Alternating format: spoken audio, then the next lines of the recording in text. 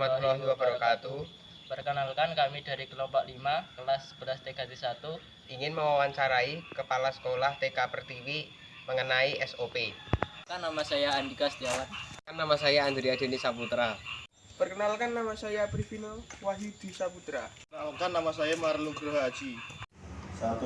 Apa saja tugas dan tanggung jawab utama Kepala Sekolah TK menurut SOP yang berlaku? Oh iya, menurut SOP yang berlaku ya.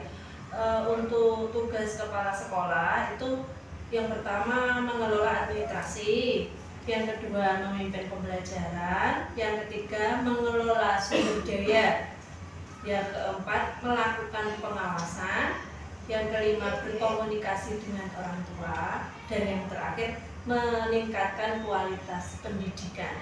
Baik.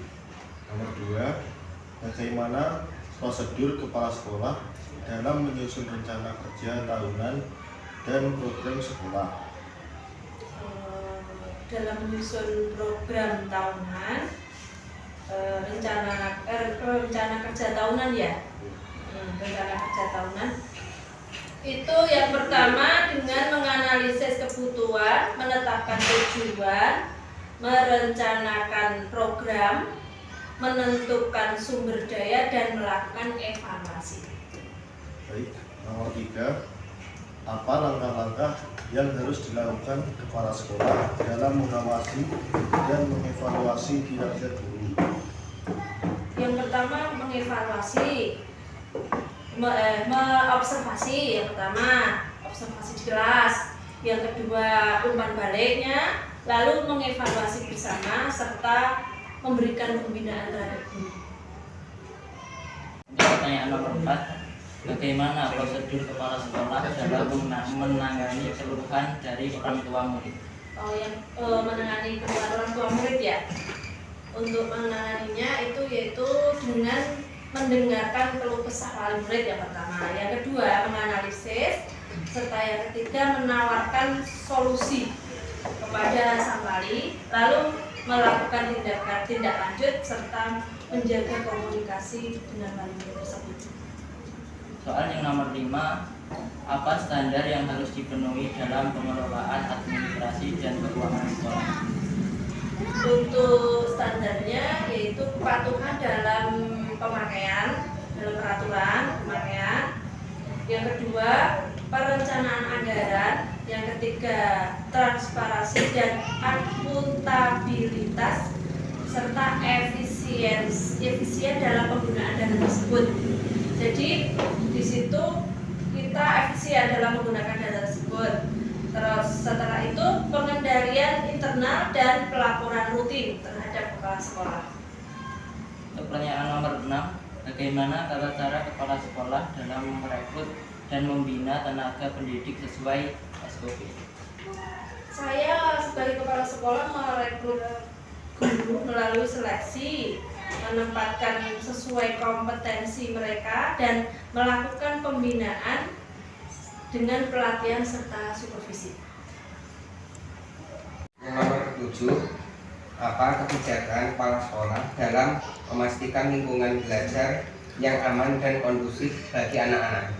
Yang pertama terutama saya sebagai kepala sekolah itu menciptakan lingkungan yang nyaman dulu buat anak.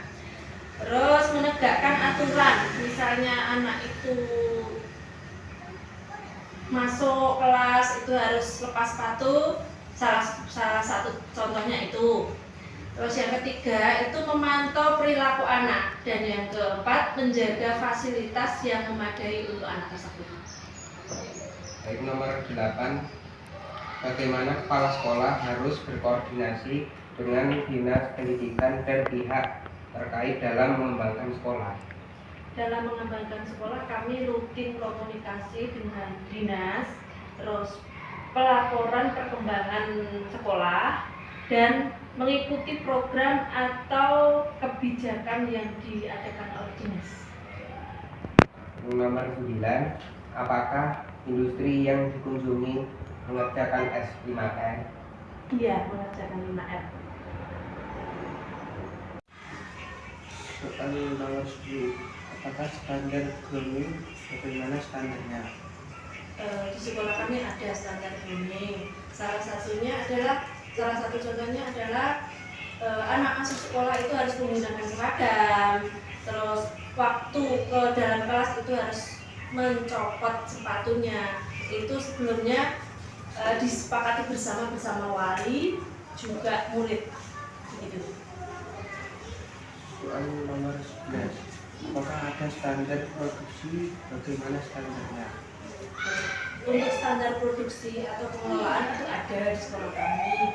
Itu meliputi perencanaan, program, pengorganisasian, pelaksanaan rencana kerja, serta pengawasan. Soal nomor terakhir, soal nomor 12, apa jadinya jika tidak ada budaya kerja dan SOP di perusahaan tersebut? Kalau tidak ada SOP di sekolah kami, yang jelas di suatu lembaga, bukan cuma sekolah kami itu, yang jelas nanti untuk proses kerjanya itu menjadi tidak efisien yang pertama, terus menyebabkan terbuangnya waktu dan juga menurunkan produktivitas. Sekian wawancara dari kelompok kami. Bila ada kesalahan mohon maaf. Wassalamualaikum warahmatullahi wabarakatuh.